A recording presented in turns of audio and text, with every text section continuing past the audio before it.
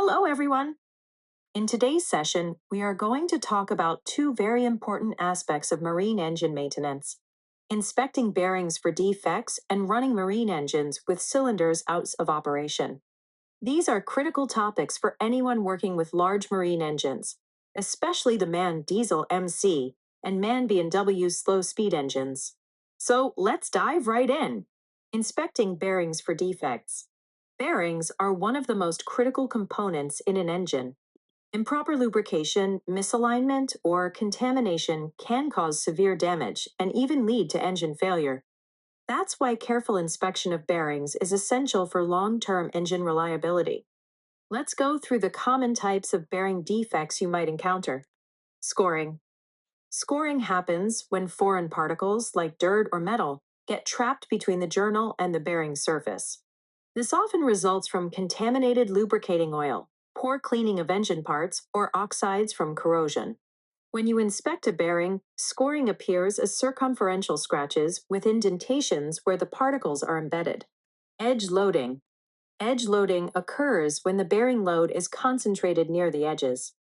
Causes include conical grinding of the journal, a conical housing bore, a too large crankshaft fillet, or crankshaft imbalance.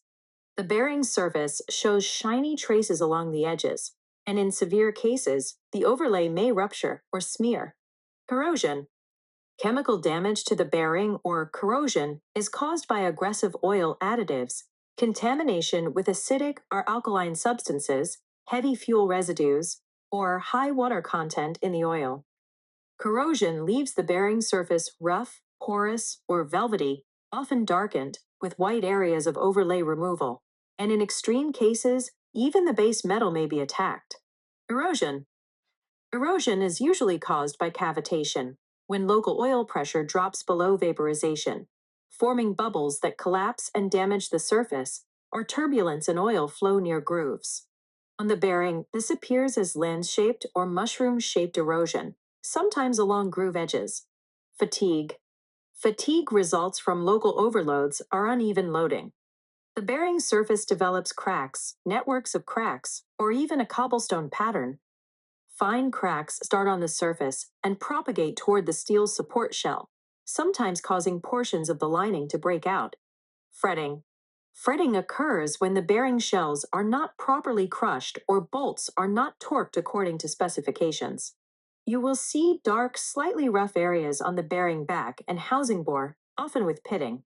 Fretting cannot be repaired. The housing must be relined and rebored. Wiping or smearing.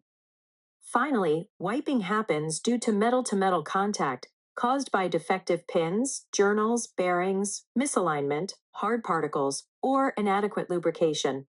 You'll see the bearing material smeared across the surface, and in severe cases, molten white metal may run out. Eventually, parts of the lining may break out completely. So remember, inspecting bearings isn't just about looking at the surface. It's about understanding what caused the defect and how to prevent it in the future. Running marine engines with cylinders out of operation. Now, sometimes a bearing or cylinder may be damaged, and an immediate repair is not possible. Does that mean the engine has to stop? Not necessarily. Large marine engines like the MAN B&W slow-speed engine can be operated with one or more cylinders out of operation. But there are important precautions. First, the air supply is no longer optimal, so the remaining cylinders carry a higher thermal load. You must follow the operating manual restrictions. Pressure pulsations may occur in the scavenge and exhaust receivers, causing exhaust temperatures to rise in some cylinders. The fuel pump index for these cylinders must be reduced to keep temperatures within limits. Because turbochargers are working outside their normal range, surging may occur. This is usually remedied by blowing off from the scavenge air receiver. If multiple cylinders are out, it might even be better to cut out one of the turbochargers. Another effect is governor hunting, where the fuel pump index must be limited using the electric governor on index control. And with cylinders out, torsional and mechanical vibrations may occur at certain engine speeds. If you hear unusual noise or feel extreme vibration, reduce speed immediately.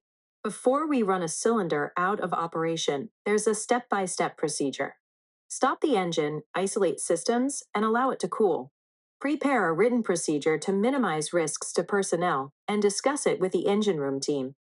Deactivate the fuel pump by lifting and locking the roller.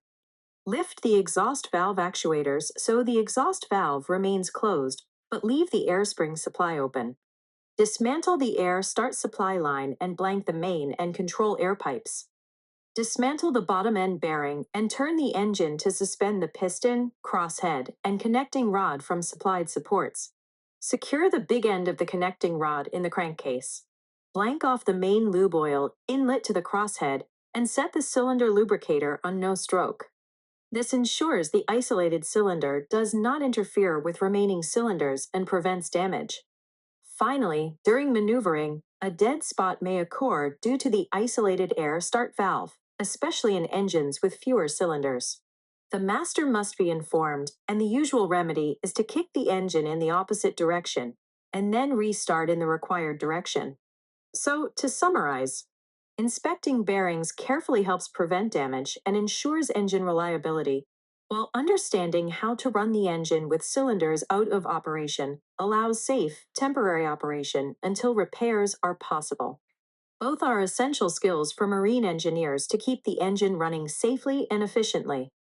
Thank you for your attention.